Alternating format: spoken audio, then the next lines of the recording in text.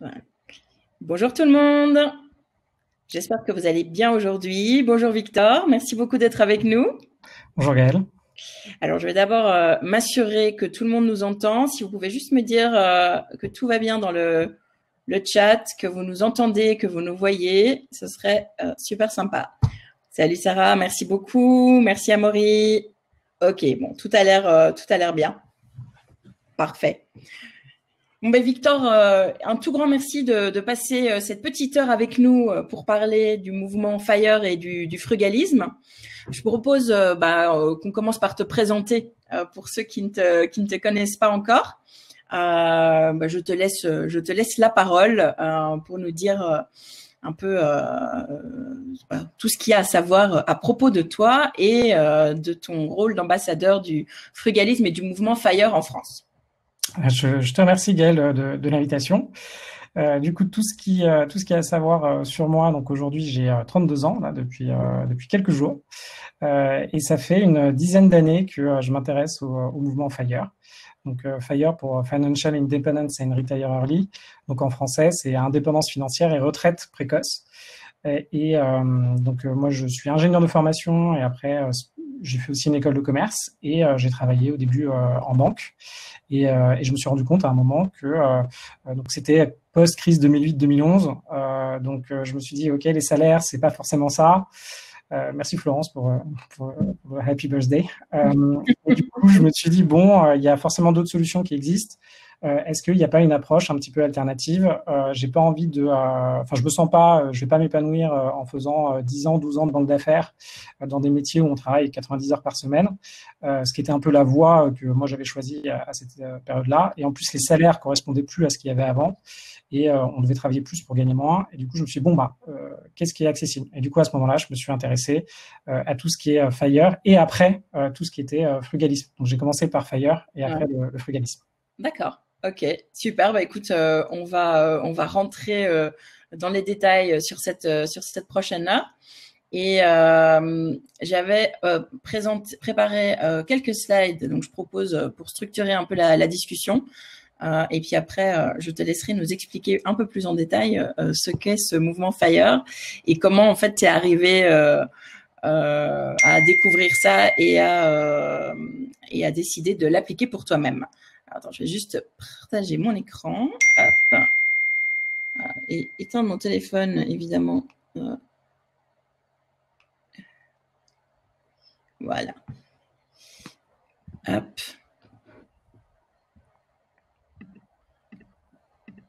Voilà. Donc, le but aujourd'hui, c'est d'abord d'avoir vraiment un cas pratique avec toi. Je pense que les bases de la gestion, les bases de l'investissement, on en a beaucoup discuté ces dernières semaines. Mais ce que je trouvais vraiment intéressant dans ton approche, comme je l'expliquais avant qu'on soit en live, j'ai pris beaucoup de plaisir à écouter ton podcast sur la martingale. J'ai lu ton blog, pas mal d'articles. Je suivais les moustachians comme on les appelle, qui suivent Monsieur Money Moustache, qui est un des, si je me trompe pas, un des figures emblématiques en tout cas du mouvement aux États-Unis.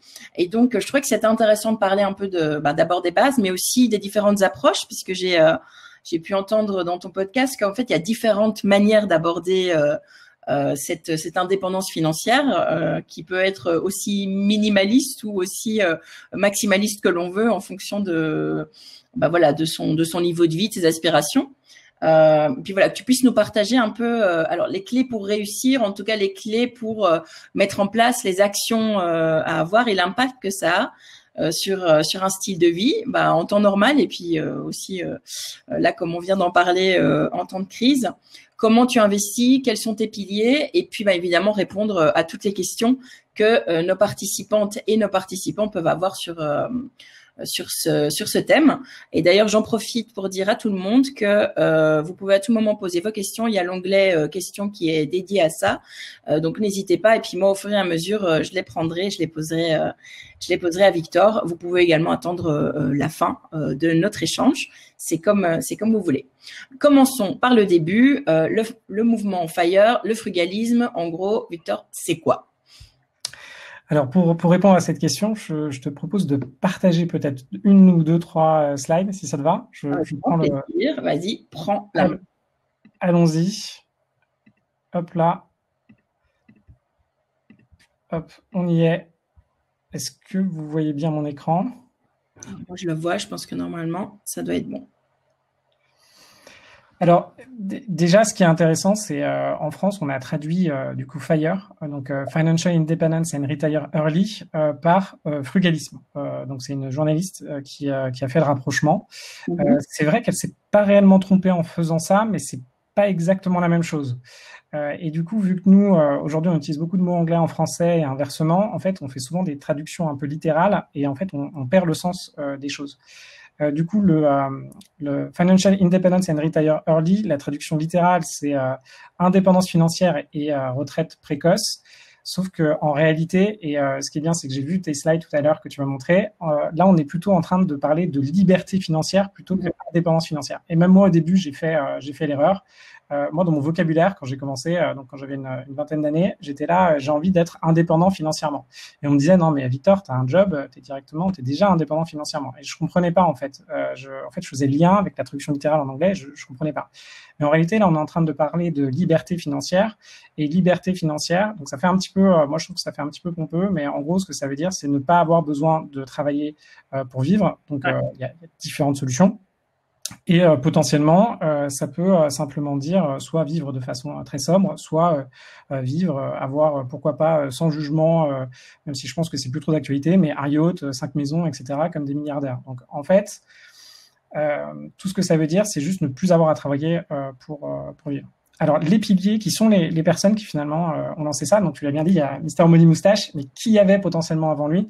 Lui, il a fait un super travail, mais qui y avait avant? Il y avait Vicky Robin avec Your Money or Your Life, donc, dans les années 90. Super bouquin, plutôt inspirationnel, je dirais, que pratique. Mais très bon livre qui questionne finalement une grande partie de la culture américaine qui est de énormément travailler pour pouvoir consommer et pouvoir financer plein de choses, sa maison, ses études, et finalement ne pas forcément être heureux à la fin.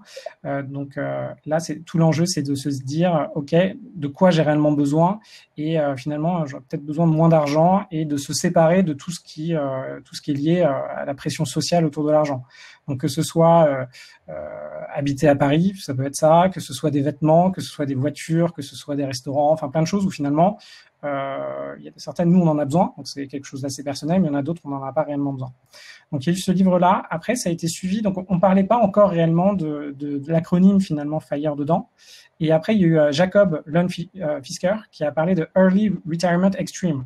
Et là, on commence, et c'est lui, en fait, qui a créé l'acronyme FIRE, même si aujourd'hui, quand on lit Your Money or Your Life, il y a l'acronyme FIRE, mais à l'époque, il n'y avait pas réellement dans les premières éditions. Et en fait, lui, lorsqu'il il s'est posé la question de, OK, j'ai envie de prendre ma retraite, donc finalement, d'être indépendant financièrement, d'être libre financièrement le plus rapidement possible, comment faire? Et lui, du coup, il a créé l'acronyme FIRE, et finalement, c'est quelqu'un qui est extrêmement frugal. Donc, frugal dans le sens latin qui veut dire être très sobre. Donc lui, il a commencé à très très peu consommer, vraiment à diminuer toutes ses dépenses et à se dire, ok, finalement, j'ai pas besoin de beaucoup d'argent pour vivre, et comment je fais pour avoir ce montant d'argent qui est très petit par rapport à ce qu'il avait comme style de vie tous les mois sans avoir à travailler. Donc c'est lui qui a créé finalement, vraiment structuré un peu l'approche. Là, on était encore sur des modèles plutôt livres. Et à un moment, du coup, Mister Money Moustache, donc un Canadien, s'est auto-appliqué la méthode, et aussi pour s'appliquer la méthode, il a lancé un blog, et c'était à l'époque où finalement les blogs, ça a commencé à percer, et du coup, il a été vraiment connu. Et il a incarné finalement une grande partie de ce mouvement. Et donc, c'est vraiment parce que c'est ce qui est assez, je trouve intéressant dans ce que tu racontes et dans tout ce mouvement, c'est qu'en fait, ça va complètement à l'opposé de l'image traditionnelle du rentier, qui est effectivement plutôt, allez, quand on parle de rente, on parle de montants très importants, d'un style de vie quand même assez dispendieux, alors que là, en fait, on parle de liberté financière, mais ça peut être une liberté financière en vivant de manière excessivement modeste. Et en fait, c'est valoriser cet aspect liberté au-delà de tout bien matériel et d'être capable en fait de vivre sans devoir contribuer au système, comme tu dis, métro boulot dodo, mais sans consommer à outrance non plus. Oui, c'est exactement ça. En fait, ce qui indirectement dans la version plutôt française où on parle de frugalisme, les personnes qui veulent prendre leur retraite avant 40 ans, on va marquer énormément finalement une méthode pour devenir libre financièrement. Et la méthode, c'est le frugalisme. Le frugalisme, c'est quoi? C'est finalement de revoir, de se rebaser sur ses essentiels et de se dire, OK, finalement, je n'ai pas besoin, si la plupart des personnes qui sont ici, mais j'ai pas besoin d'habiter dans une ville qui coûte cher, comme Paris, qui est une des villes les plus chères au monde. J'ai pas besoin d'aller 3 fois au restaurant par semaine et j'ai pas besoin, et si je gère un peu mes courses que je fais, ben, finalement, je peux avoir un budget très restreint. J'ai pas besoin de partir 3 fois en vacances. Ça dépend qui est le public, parce qu'en fait, ça peut sembler... c'est pour ça que moi, c'est assez compliqué le type d'échange, parce que pour certaines personnes donc qui sont cadres à Paris, pour différentes raisons, mais généralement parce que ces personnes sont stressées et indirectement, elles ont potentiellement les moyens à vérifier, elles vont avoir un niveau de vie assez élevé et du coup, elles, quand on va parler de liberté financière, on va leur dire, bon, bah, potentiellement réduire votre niveau de vie. Et là, on voit qu'il y en a plein. En fait, par exemple, moi, dans mes amis qui ont une trentaine d'années, ils ont des enfants, ils commencent à partir dans d'autres villes parce que la région parisienne, c'est trop compliqué. Après, il y a l'autre aspect de personnes qui aujourd'hui n'ont pas beaucoup de moyens et où la méthode fonctionne aussi pour eux. Mais des personnes qui sont, par exemple, au SMIC, voire moins, ils peuvent mettre en place la méthode, mais ils ne pourront pas arriver au même niveau où ce sera plus compliqué que quelqu'un qui a des moyens aujourd'hui. Ouais.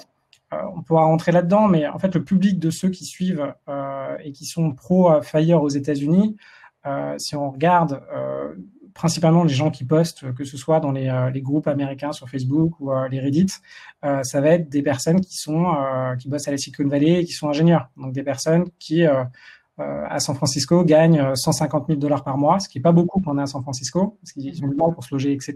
Et ils se disent bon, je vais pas tenir très longtemps. Ils bossent chez Google, mais en fait c'est très dur de bosser chez Google. Je crois que la durée moyenne de quelqu'un qui travaille chez Google, c'est 3 ans, pas plus, parce que les gens sont en fait lessivés à la fin, c'est quand même, ça demande beaucoup. Ouais. Et ils se disent, OK, comment je fais pour ressortir le système? Et la méthode FIRE est très mathématique. Et du coup, se prête beaucoup à ces personnes-là, qui se disent, OK, bah, finalement, je cherche autre chose, etc. Après, il y a effectivement plusieurs niveaux de liberté financière. Et là, ce sera plutôt dans ce que tu pourrais montrer. En gros, il y a en FIRE, du coup, on va avoir plutôt le Fat FIRE. Donc, le Fat FIRE, c'est quelqu'un qui veut avoir un niveau de vie supérieur au niveau de vie moyen. Du coup, moi, j'essaie de traduire dans un modèle un peu français. Dans un modèle français, moi, je dirais que c'est le niveau d'un cadre des dernières statistiques qu'on a de l'INSEE. Donc, c'est environ 4 000 € net par mois. Après, on va avoir un FIRE plutôt classique et moi, je dirais que c'est 2300 € par mois. Et après, on va avoir un Lean FIRE. Et le Lean FIRE va être plutôt dans les 800 € par mois, donc un FIRE plus petit. Donc, ça dépend de ce qu'on veut et de ce qu'on veut comme objectif. Après, je pense que... pour bien préciser ce dont tu parles, les montants dont tu parles sont en fait l'objectif de rente mensuelle que va générer les différents placements, les différents investissements que tu auras fait dans ta phase d'action entre guillemets pour atteindre cette liberté financière, et le montant que tu donnes, c'est le prix de ta liberté financière au mois le mois, quoi, c'est ça? Oui, c'est ça. Alors, je sais pas si je le présente ici, si je le présente un peu après. C'est exactement ça. C'est à un moment, on va se poser la question de combien d'argent. On va peut-être le montrer ici. C'est en gros quand on commence donc le FIRE, la première question qu'on se pose indirectement, c'est qu'est-ce qui est important dans ma vie? Donc, c'est quoi les 10 choses essentielles? Mais réellement, il faut arrêter de se mentir. Moi, je suis le premier qui me ment. Moi, je suis j'aime bien quelque chose qui est dans le livre Your Money or Your Life, c'est No Shame, No Blame. Donc, en gros, n'ayez pas honte de vous et ne vous frappez pas trop fort. S'il y a des choses qui sont essentielles pour vous au moment de votre vie que vous avez, donc si vous avez 30 ans, que c'est essentiel pour vous de voyager un peu, etc., bon, vous pouvez garder ça si c'est essentiel pour vous. Vous avez un équilibre aujourd'hui. Peut-être que vos voyages, ça vous permet de résister au stress de votre boulot. Arrêtez pas demain vos voyages si vous êtes toujours dans votre boulot. Voilà, il y a des questions un peu comme ça, et je pense qu'il faut être assez... c'est comme l'écologie, et je pense qu'on je pense qu'on rentrera là-dedans. Je pense qu'il faut être assez compréhensible avec qui on est aujourd'hui. Et en gros, là, la première étape, c'est de se dire, OK, voilà ce qui est vraiment essentiel pour moi. Cet exercice, généralement, on le fait avec soit son compagnon, soit avec un de ses amis, quelqu'un qui est capable d'échanger avec nous, de nous remettre en question, ou potentiellement un coach. Hein.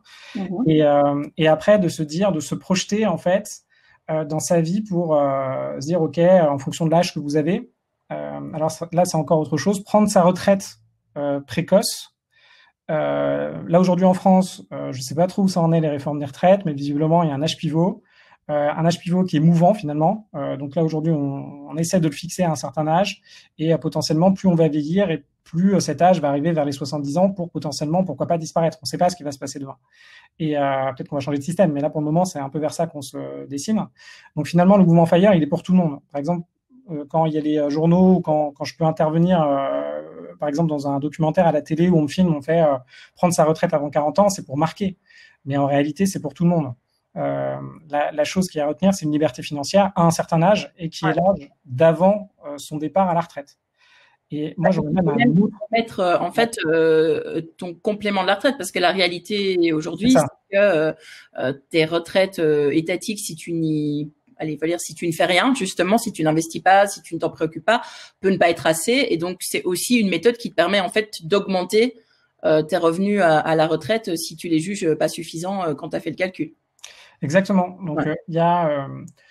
en fait, moi, je suis convaincu, et je pense comme la plupart des personnes qui ont entre 45 et 30 ans, et ceux qui sont en dessous, on n'en parle même pas, mais on est convaincu que notre retraite, il y en aura très peu. Donc, c'est fantastique, parce que vu qu'on est convaincu de ça, ça va être plus facile pour l'État de remettre en cause certaines choses.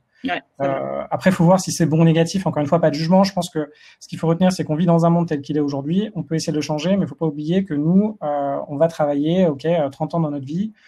Dès qu'on dépasse les 30 ans, généralement, on a 15 ans encore de réellement effectif.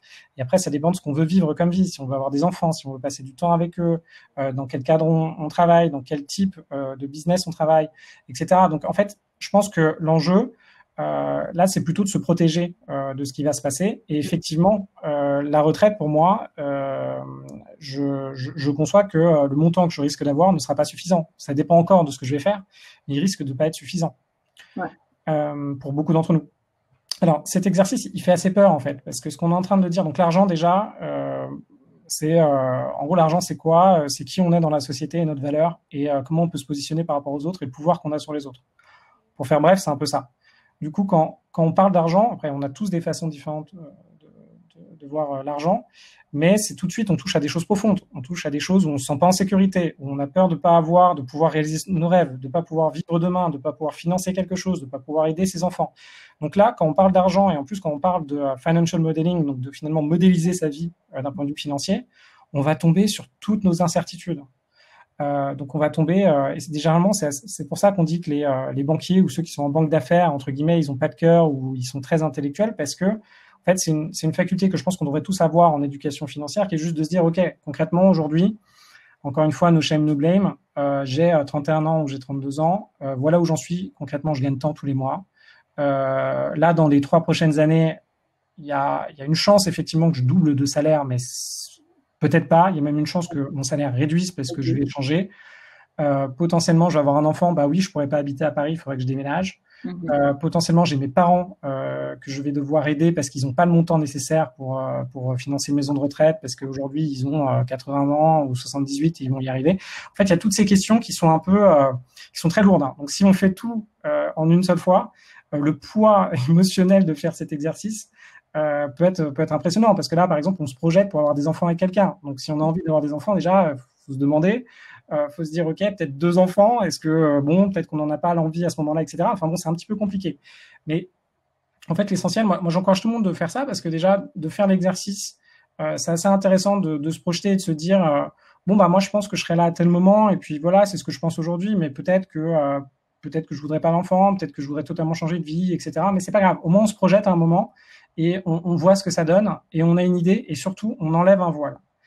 Là, par exemple, ce qui est en train de se passer aujourd'hui, donc il y a une crise concrète financière chez pas mal d'artisans, hôtellerie, etc. Et là, je pense qu'il y a 2 façons de voir les choses. Il y a une façon où il y a des personnes qui vont se laisser submerger et finalement ne vont pas regarder la réalité. et du coup qui vont se dire ok, je regarde pas, j'ai des grosses pertes, je sais pas quoi faire, je panique, je me mets sous la couette. Et indirectement, moi je les comprends énormément, et même moi ça peut être mon réflexe. Pourquoi? Parce qu'il y a des moments ça va nous sembler trop dur de faire face, on va pas trouver de solution et on va pas pouvoir avancer parce qu'on va voir tout l'ensemble de la problématique. Donc pour tous ceux d'entre vous qui sont capables de se projeter assez loin et de voir les problématiques d'un projet, les problématiques financières, etc. En fait, vous êtes sûrement capable aussi de reprendre toute cette énergie négative de toutes les tâches qu'il va falloir effectuer pour arriver à atteindre votre objectif, de tous les problèmes que vous allez avoir. Et je pense qu'il y a un moment, il faut juste passer totalement dans le mental, donc être très dans la sensation pour déterminer ce qui est vraiment essentiel pour vous, et après passer vraiment dans le mental pour vous dissocier et vous dire ok, voilà concrètement où j'en suis, et sans trop rêver, voilà où je vais aller, voilà où mon copain, mon épouse, peu importe, va aller, et voilà à quoi va ressembler ma vie. Donc tout ça pour dire que du coup l'étape FIRE un peu essentielle, c'est de se dire bon, voilà j'ai tel âge, voilà quelles sont mes responsabilités, mon copain, mon épouse, mes enfants, mes parents, potentiellement autre chose. Voilà combien je gagne aujourd'hui. Voilà combien ma vie va me coûter à l'avenir, donc en se projetant. Et là, regardez vraiment le moment où la vie va être le plus cher.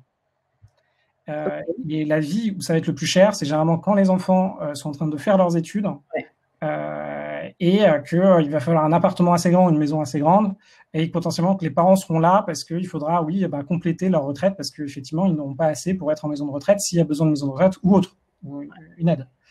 Et en faisant cet exercice, donc on peut le faire soit individuellement, soit en couple, et là, il y a un dernier élément de FIRE qu'on pourra reprendre. Une fois qu'on a fait cet exercice, finalement, on regarde quel est le montant nécessaire pour ne plus avoir, pour être libre, ne plus avoir à travailler. Donc là, dans le modèle un peu à droite, c'est 2825 €. Faut vérifier si les chiffres collent, mais normalement, c'est à peu près ça. Et après, se dire, donc principalement, si on est en couple, donc après, on pourra parler sur plein de choses, parce que ce qui est assez marrant, c'est si vous lisez sur les forums FIRE, ce qu'il ne faut pas faire pour devenir FIRE assez rapidement, c'est vous marier, et 2, avoir des enfants. Donc, c'est un peu des private jokes, mais effectivement, pour ceux qui ont divorcé ou ceux qui ont connu des gens qui ont divorcé, effectivement, c'est très compliqué d'un point de vue financier, généralement. Et ça ne tire personne vers le haut. Je ne pense pas. Et les enfants, effectivement, c'est quelque chose indirectement qui coûte excessivement cher. Ouais. Donc, si vous voulez être FIRE et en plus être en phase avec l'écologie de la planète, ne faites pas d'enfants. Comme ça, au moins, vous allez être aligné avec vos deux éléments, sachant que ce qui pollue le plus, nous, potentiellement, c'est nos enfants plus qu'autre chose. Ouais. Bon, après, pour ceux qui en ont déjà, c'est pas grave, hein. Non, c'est pas grave. Encore une fois, c'est pas grave. Et puis, pour tous ceux qui veulent, par exemple, s'inscrire, je pense que c'est une bonne dynamique. C'est-à-dire, on pourra revenir dessus, mais s'inscrire dans quelque chose de plus sustainable à l'avenir, donc de plus viable avec la planète. Aujourd'hui, il y a très peu de solutions qui existent concrètement. Il y a énormément de choses qui sont proposées par les banques ou proposées par d'autres organismes, mais en fait, c'est naissant, c'est-à-dire que plus on va être nombreux à s'intéresser à ce type d'investissement, plus des personnes vont créer un écosystème réel pour qu'on puisse investir dedans. Aujourd'hui, quand on regarde le détail, malheureusement, c'est très compliqué. On pourra revenir dessus, mais les investissements c'est très très dur de trouver ça. Donc, je ne peux que être d'accord avec toi. Ouais, d'ailleurs, je pense que c'est une de tes aspirations sur ce que tu fais. Et je pense que le marché a structuré. Et beaucoup de gens suivront, mais il y a un énorme manque de transparence. Par exemple, donc là, moi, sur tout ce qui est FIRE, j'ai lancé FIRE France pour donner des informations concrètes et réelles sur ce qui se passe, et pas vendre et surpromettre des choses qui n'existaient pas, et donner des outils et les partager, structurer plusieurs personnes en France pour qu'on se dise ok, voilà comment ça marche en France, voilà concrètement ce que c'est, et concrètement par rapport au niveau des personnes, leur motivation, etc. Voilà ce qu'elles peuvent réaliser. C'est un peu ça mon objectif. Et sur toute la partie finance verte, ou même production d'électricité, etc., etc. En fait, c'est des domaines qui sont déjà très compliqués, mais il y a énormément de choses à faire pour que ce soit une réalité, plus qu'un fantasme aujourd'hui. Ouais, entièrement d'accord.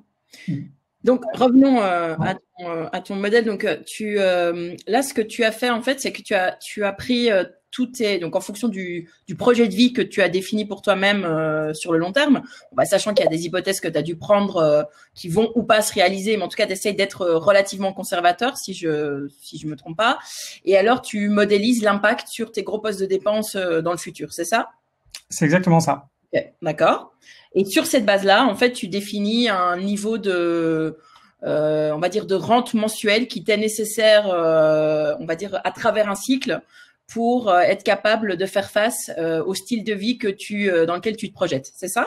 C'est ça. Ok, d'accord. Et du coup, comment ensuite est-ce que tu te structures pour arriver à l'objectif que tu t'es fixé? Oui, il y a une... Il y a Kenny qui me demande ce Oui. qu'on pense de la règle des 4%. Donc voilà, c'est On y arrive. C'est exactement ça. exactement là. Avant la règle des 4%, il y a un enjeu. Donc déjà, c'est l'enjeu. Il y a un gros enjeu qui est le couple. Ouais. Par exemple, moi, je suis un très mauvais exemple. Moi, je suis dans cette dynamique FIRE. Ma compagne aujourd'hui n'est pas dans cette dynamique FIRE. D'accord. Donc généralement, ceux qui veulent aller vers du FIRE le font en couple et partagent le même objectif. L'enjeu, pourquoi? Parce qu'en fait, quand on est en couple, bah, généralement, on fait un budget de couple et on se dit, OK, quelqu'un gagne 50, enfin, le foyer, c'est 100%, il y a quelqu'un qui représente 60%, l'autre personne qui représente 30% par rapport à un montant. Et du coup, dans le temps, bon, bah, chacun participe à la hauteur de ce qu'il gagne. Mm-hmm. Mais en fait, la problématique, c'est que si un jour, il y en a un d'eux qui veut devenir FIRE, bah, comment on fixe ce montant? Parce que disons qu'il arrête de travailler le lendemain, est-ce qu'une seule personne peut couvrir tout le budget du couple? Donc là, il y a quand même tout un exercice à faire qui est à développer. Moi, en l'occurrence, je me suis fixé l'objectif de mon couple total. Mm-hmm. Donc je suis très conservateur. Donc dans cet exercice, ouais. Déjà, je suis conservateur. Donc 2 enfants, est-ce que je vais en avoir 2? Je ne sais pas, mais j'en mets 2. Moi, le logement, j'ai prévu des prix après inflation des prix, etc. En gros, moi, mon budget, si je fais ce modèle-là, j'arrive à 8 000 € par mois pour habiter à Paris. Et en gros, pour moi...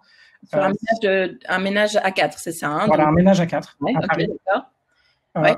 En gros, si vous n'avez pas d'aide, etc., et si vous voulez être plutôt bien, il faut 8 000 € par mois à 2. Ouais. Si vous n'avez pas 8 000 € par mois à 2, je pense que c'est très compliqué. Donc moi, je me suis posé toutes les questions. En gros, qu'est-ce que j'ai fait? J'ai regardé des annonces d'appart où moi j'aimerais bien habiter. J'ai regardé les écoles, j'ai refait les coûts des écoles, etc., etc., les vacances, etc. Et c'est pas extravagant. C'est comme si on reprend San Francisco, quelqu'un qui a moins de 140 000 $, très très compliqué. Donc c'est pas les mêmes en fait par rapport à là où on habite. Et là, on retombe sur les différents types de FIRE. Il y a des personnes qui, par exemple, là aujourd'hui ont 55 ans, veulent prendre leur retraite, donc sont aux États-Unis principalement, donc n'ont pas de retraite, n'ont pas capitalisé, parce qu'elles ont fait des métiers où elles n'ont pas ouvert ce type de contrat.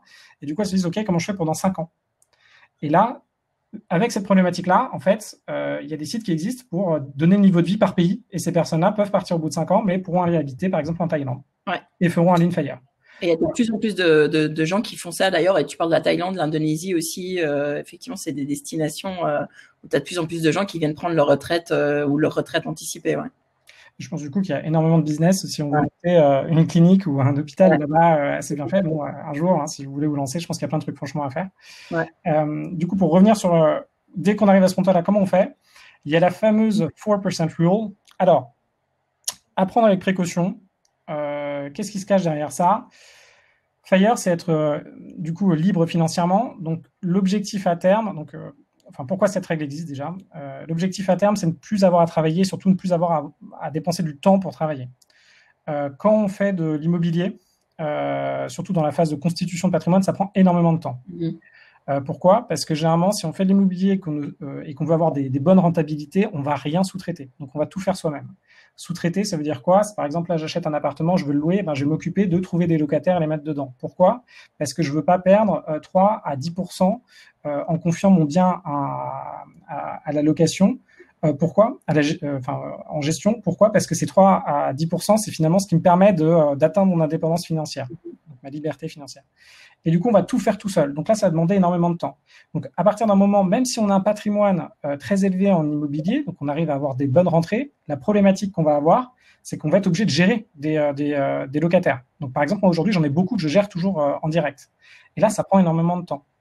Et ça enfle en fait. Plus vous en avez, en fait, plus, c'est pas scalable. Donc ça veut dire que plus vous avez de clients, donc plus vous avez de locataires, plus vous avez de charges de travail. Ça s'inverse pas. Et du coup, ce qui se passe aux États-Unis, c'est toutes les personnes qui potentiellement utilisent un des piliers qui est l'immobilier vont finir par se dire à un moment, c'est trop compliqué. Soit ils les mettent en gestion, mais vous avez toujours des choses à faire. Soit ils revendent tout, ils mettent tout en bourse. Voilà.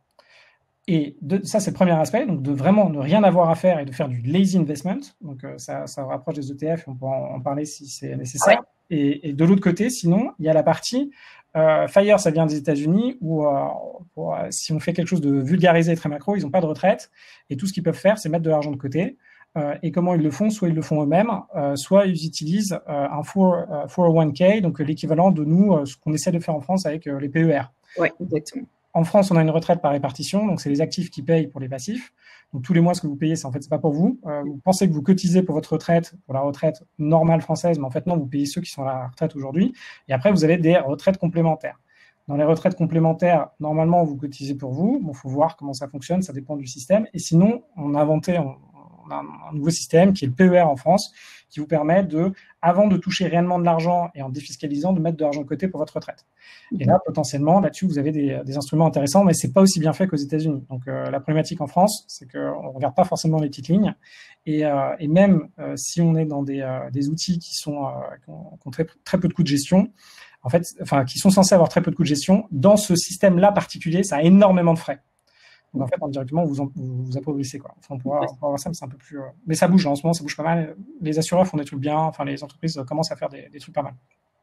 Justement, tu parles de la problématique retraite. Ouais. Ici, j'ai une question qui est très pertinente, qui dit si tu arrêtes de travailler plus tôt, ça veut aussi dire que tu cotises moins. Donc, ça veut dire que ta retraite par étatique, entre guillemets, est moindre également. Donc, tu dois également l'intégrer dans ton modèle financier. C'est un peu un trade-off du coup que tu dois faire également, non? Oui, sachant que ça, en toute transparence, moi, pour le moment, je l'ai pas modélisé. Enfin, je l'ai modélisé dans un cas particulier. Moi, en l'occurrence, je suis très conservateur par rapport à ce que je fais. Donc, je me suis dit que j'avais pas de retraite de l'État. Ce qui est techniquement pas possible. Donc, moi, c'est ce que moi, dans tous mes modèles de plan d'épargne retraite, bon, en plus là maintenant, comme je suis indépendante, c'est encore, je serai sans doute plus proche de la réalité, mais c'est le fait de dire, voilà, tu sais pas comment les caisses de pension vont évoluer, et donc le fait de le prendre à zéro te permet d'avoir une bonne nouvelle et pas de mauvaise nouvelle le cas échéant, quoi.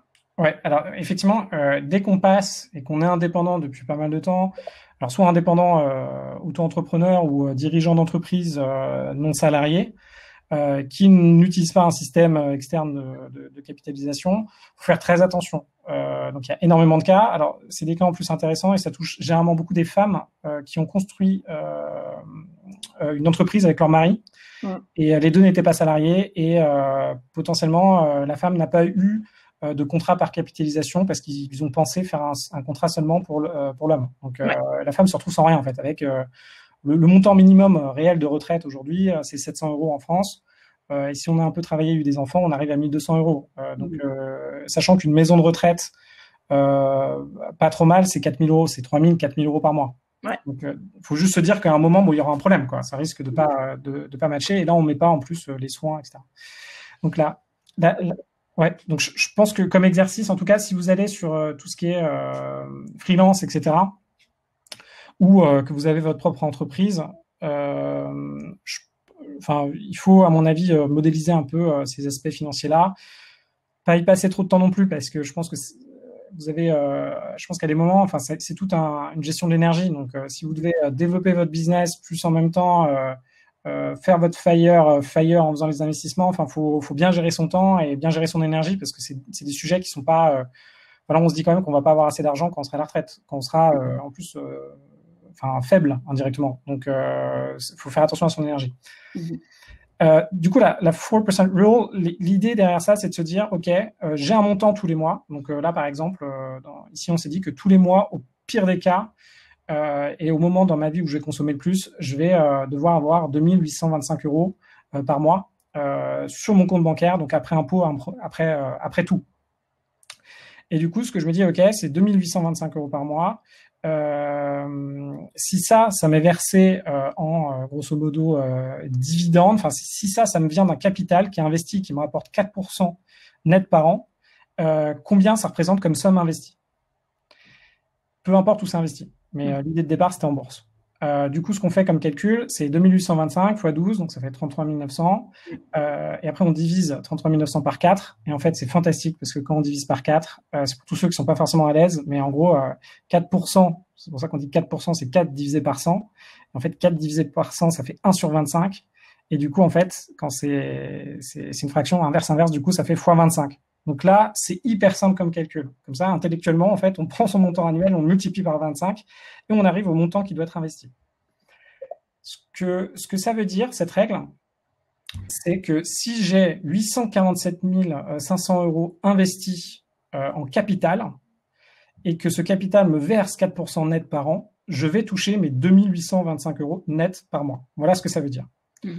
Peu importe où c'est investi, peu importe ce que c'est, mais en gros, voilà ce que ça veut dire. Donc là, on a déjà un ordre d'idée. Quand on se disait, par exemple, FIRE, c'est pas forcément d'avoir un rythme de vie luxueux, etc. Bah, pour moi, par exemple, si on est à Paris, qu'on a 2825 euros par mois, on n'a pas un niveau de vie luxueux. Parce qu'il faut louer son appartement, c'est minimum, si vous avez un 2 pièces, 1200 euros, 1300 euros. Vous avez le reste de votre vie, c'est pas forcément très luxueux. Du coup, même pour avoir un niveau de vie, ça dépend où vous habitez encore une fois. Si vous habitez à Paris, 2825 euros, et si vous avez des enfants, ça peut être compliqué. Eh bien, ça veut quand même dire d'avoir presque 1 million d'euros investis. Voilà, ce qu'il faut se dire. Donc là, maintenant, toute la notion autour... donc moi, être riche, je sais pas trop ce que ça veut dire, mais en gros, toute la notion de 1 million d'euros, 500 000 euros, 2 millions d'euros, en fait, ça perd toute sa valeur. Parce que nous, quand on regarde ces montants-là, c'est de l'argent qu'on veut avoir placé et ne pas consommer le capital, et on veut que ce capital nous rémunère. Donc l'approche est purement capitalistique. Donc si demain, je ne sais pas, ça va changer, mais on change de modèle, tout ce système FIRE ne marcherait pas. Ça vous va, ça te va? Ouais. Après, il y a une chose, donc ça veut dire que ce capital, il est là ad vitam. Donc ça veut aussi dire que c'est un capital de nouveau, de manière purement théorique. En fait, tu transmets en fin de vie, puisque tu considères que tu ne vis que de la rente, quoi. C'est ça. Ouais. Ok. Donc après, pour ceux qui ont déjà aujourd'hui pas mal de... En gros, dès que vous commencez, surtout en France, si vous êtes proche du million d'euros de patrimoine, voire le pire 2 millions, si vous dépassez 1,8 million et que vous êtes encore assez jeune, donc c'est-à-dire moins de 50 ans, commencez directement, et si vous avez des enfants, commencez directement à trouver des solutions pour léguer votre patrimoine dès maintenant. Parce que sinon en France, faudra vérifier les chiffres, mais au-dessus d'1,8 million, on arrive à du 45-50% d'impôt. Ouais. Donc ça, c'est des choses auxquelles qu'on ne veut pas voir, par exemple, non plus, parce qu'on ne veut pas penser, on pense au risque, etc. Il y a plein de solutions. Tu peux faire des donations de ton vivant, et je pense qu'il y a pas mal de entre guillemets d'immunité, enfin de montants immunisés si tu les fais en déant un certain temps. Ouais, donc là, il y a pas mal, et il faut le faire, et on peut se protéger. Donc, si vous avez peur que, et ça peut arriver, parce qu'il faut faire très attention en famille avec l'argent, parce que ça reste l'argent. Donc, encore une fois, c'est un sujet, on ne sait pas comment les gens vont évoluer. Un exemple assez classique, mais peut-être un petit peu dur, ça peut être la drogue. Je pense demain, si on est kidnappé et qu'on nous drogue à l'héroïne, etc., je pense que la majorité d'entre nous, on restera accro à l'héroïne, on aura du mal à sortir de ça. On ne sait pas ce qui peut se passer. Et du coup, sur l'argent, on ne sait pas ce qui peut arriver, on ne sait pas vos enfants, ce qu'ils vont vivre, votre mari, qui est actuellement votre mari, vous ne savez pas si à un moment, il va y avoir une dépression ou s'il va commencer à jouer, etc. Normalement, non. Mais en gros, il y a un moment, il faut toujours faire un choix, et là, les solutions existent pour léguer du patrimoine et énormément vous protéger, vous, pour être sûr que si à un moment votre patrimoine diminue parce que vous avez fait une mauvaise opération, les marchés financiers diminuent ou peu importe, vous êtes quand même protégé. Mais par contre, vous avez optimisé fiscalement comment léguer votre argent. Ouais. Alors Victor, je vais juste parce qu'Amaury qui dit que oui, mais le capital évolue chaque année avec les dividendes et la capitalisation. En fait, pas complètement, parce que justement, tu consommes. Donc, tu es dans une logique de distribution, t'es pas dans une logique de capitalisation à partir du moment où tu as atteint ton objectif, Amaury. Enfin, Victor, dis-moi si je me trompe, mais et donc tu capitalises plus, en tout cas, tu capitalises plus tes intérêts et tu capitalises plus tes dividendes, parce que c'est justement c'est ce que ça te rapporte, c'est ce qui te permet de vivre. Donc ton capital, il reste relativement stable.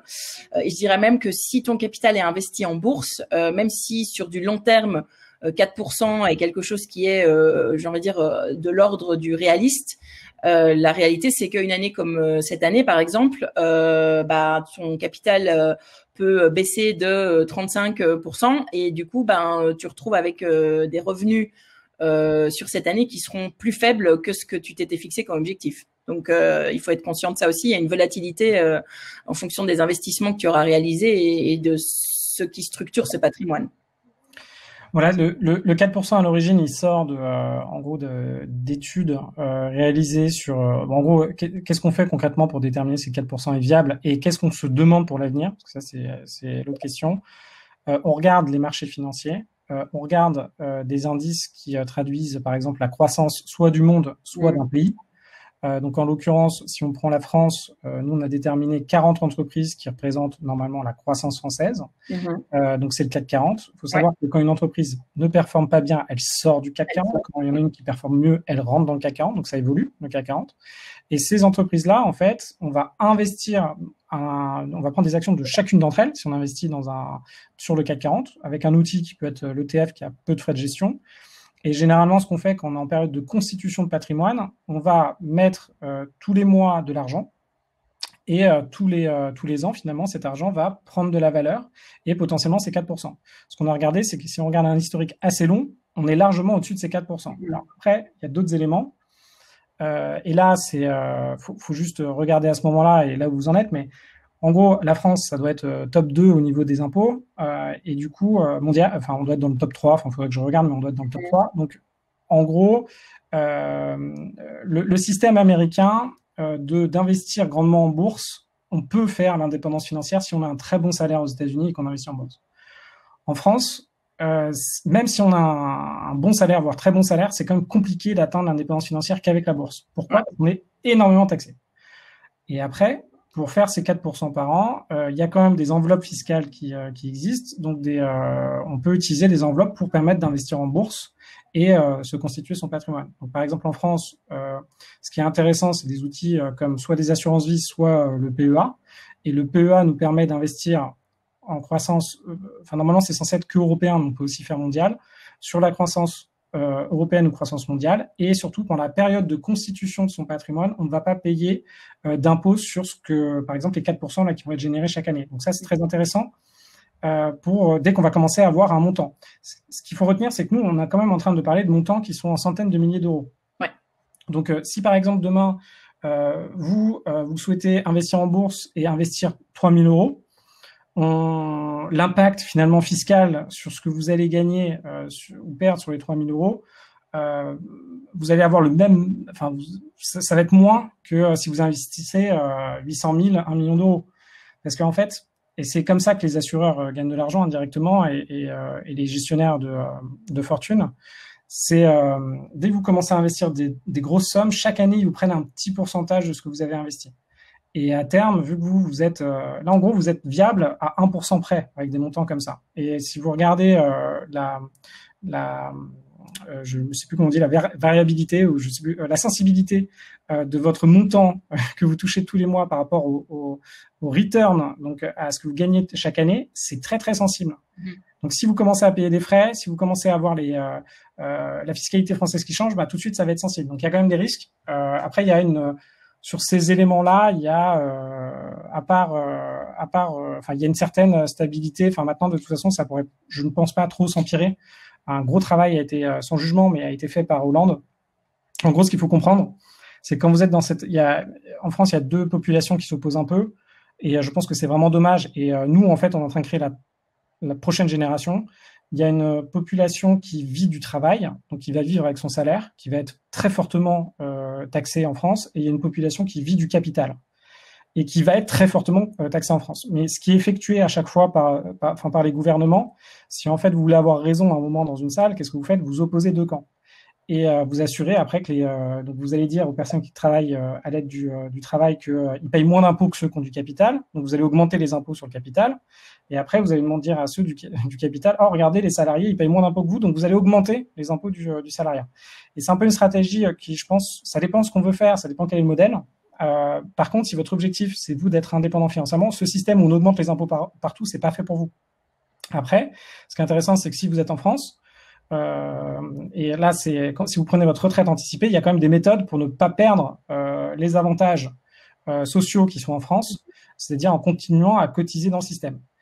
Si vous voulez être indépendant financièrement à l'aide du capital, vous allez énormément financer le système social en France. Donc ça a été bien pensé.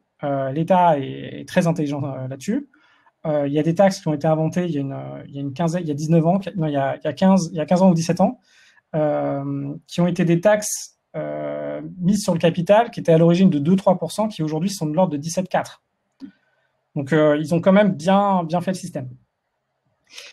Et je t'interromps 2 minutes, Victor, parce qu'il y a quelques questions, je trouve, qui sont assez intéressantes, mais notamment Nope qui dit que c'est un énorme travail à faire dans les premières années pour arriver à avoir 1 million de côté à 40 ans, par exemple. Et là, je rebondis sur ce que tu as dit en termes de diversification bourse versus immobilier. Tu disais que l'immobilier était assez intensif en termes de temps. Il y a quand même un avantage et qui est une des réponses, c'est qu'il y a un effet de levier sur l'immobilier que tu n'arrives pas, ou en tout cas moins facilement à avoir quand tu fais des investissements en bourse. Et qui te permet du coup d'améliorer ou de diminuer la partie pure épargne que toi tu dois fournir, non? Oui. Du coup, quand on est en France, on a quand même une politique où nous on est assez accroché à l'immobilier et en plus on a un système bancaire qui est très développé et on a aussi des lois sur le travail qui protègent énormément l'individu. Donc, si on rajoute à peu près ces trois, et on a aussi un gros patrimoine immobilier. Donc, si on rajoute tout ça, en fait, en France, c'est beaucoup plus facile d'avoir un emprunt. Enfin, c'est assez facile d'avoir un emprunt et d'acheter quelque chose. Et là, on rentre dans des notions de leverage. Si on se débrouille bien, par exemple, en fonction de là où vous en êtes dans votre vie, vous pouvez très bien emprunter 100 000 euros, 150 000 euros, sans avoir un salaire délirant et sans mettre d'argent et acheter un bien immobilier et le mettre en location. Donc ça, on peut le faire en France. L'immobilier, il y a un moment, si par exemple vous gagnez très peu d'argent, très peu d'argent, si vous êtes au SMIC ou en dessous du SMIC, pour moi, vous ne pouvez, la partie capitalisation et bourse, plutôt, ça va être très très compliqué pour vous, vous n'allez pas y arriver. Donc, en fonction de votre objectif, on va forcément passer sur l'immobilier où là, vous allez avoir des opportunités et passer sur les side business, donc monter votre activité. D'ailleurs, ça, je pense qu'on n'a pas... c'est un peu utile. Voilà. Pour revenir, une fois qu'on a les 4% rule, en fait, ce qu'on va se dire, c'est comment je peux faire pour avoir des revenus passifs. Et donc, il y a trois piliers. Il y a stock market, donc j'investis en bourse, ce qui est grandement majoritairement fait aux États-Unis. Après, il y a le real estate, donc j'investis dans l'immobilier. Alors, il y a plein de choses qui sont possibles. Et après, il y a le side business. Ce qu'il faut se dire, c'est que FIRE, c'est quand même une vision assez extrême. On n'est pas là pour indirectement se créer un patrimoine. On n'est pas là pour faire de l'investissement patrimonial. En gros, moi aujourd'hui, s'il me fallait 3 fois moins de patrimoine que mon objectif pour avoir mon montant mensuel tous les mois, je l'aurais fait. Sauf que en fait, mon montant mensuel, mon patrimoine, la valeur de mon patrimoine est déterminée par ce que je veux tous les mois. Donc là, pour reprendre certains cas, si là aujourd'hui vous êtes, en fait, ceux qui se prêtent encore une fois le mieux au FIRE, c'est ceux qui ont c'est un peu comme d'habitude en fait, c'est ceux qui ont un très fort salaire. Donc ils sont dans les minimum 50 000 euros et qui vont assez loin. Qui là-dessus arrive à économiser 50% de ce qu'ils gagnent, donc pour l'investir en stock market. Après, ils pourront facilement emprunter, s'ils n'achètent pas leur résidence principale à Paris, facilement emprunter pour faire de l'investissement locatif. Et après, potentiellement, s'ils sont dans des activités qui facilement peuvent se décliner en side business, pourront développer des activités, alors soit sur Internet, soit en physique. Et Victor, juste un dernier point. Donc, je pense qu'on a parlé du marché financier. On peut en reparler brièvement peut-être. Mais bon, tu as mentionné, c'est surtout l'aspect coût sur lequel il faut être excessivement attentif. Donc, d'essayer d'avoir un peu un rendement net qui soit le plus proche du rendement brut en minimisant les intermédiaires, les coûts du produit, etc., etc. Sur ton real estate, ce que je trouve intéressant que tu avais mentionné dans, je sais plus si c'était un article, un truc, c'était de dire, parce qu'il y a énormément d'émotions et d'affect dans beaucoup d'achats immobiliers. C'est vraiment de dire finalement, c'est dans une logique de revenu passif net, toujours ces 4%, et donc de vraiment s'assurer que ton achat se paye tout seul et que tu sois bénéficiaire en net à la fin de l'opération. Donc, est-ce que tu peux peut-être en 2 mots nous dire vraiment ce que toi tu regardes quand tu investis dans ce type de business? Ouais. Alors déjà, moi, j'ai très très mal commencé, hein, parce que quand j'ai commencé il y a une dizaine d'années, donc je me suis dit, ok, faut que je commence, etc. Et je me suis dit, j'avais rapidement lu en diagonale des trucs, et je me suis dit, ok, je vais acheter un truc à Paris. Donc, moi, j'ai commencé par acheter quelque chose à Paris, où finalement, mon premier investissement, alors c'est un cas d'école, hein. Donc, j'ai acheté un appartement assez grand. En fait, ce cas est très très bien parce que vous allez avoir ce que ça peut avoir en négatif et ce que ça peut avoir en positif. Du coup, j'ai acheté un appartement assez grand où finalement, là aujourd'hui, quand je le mets en location, je peux le louer à 3 personnes. Et si je le loue bien, je peux le louer 2 800 € par mois. Le problème, c'est que les remboursements d'emprunt pour cet appartement sur 20 ans seraient de l'ordre de 2400 € à peu près.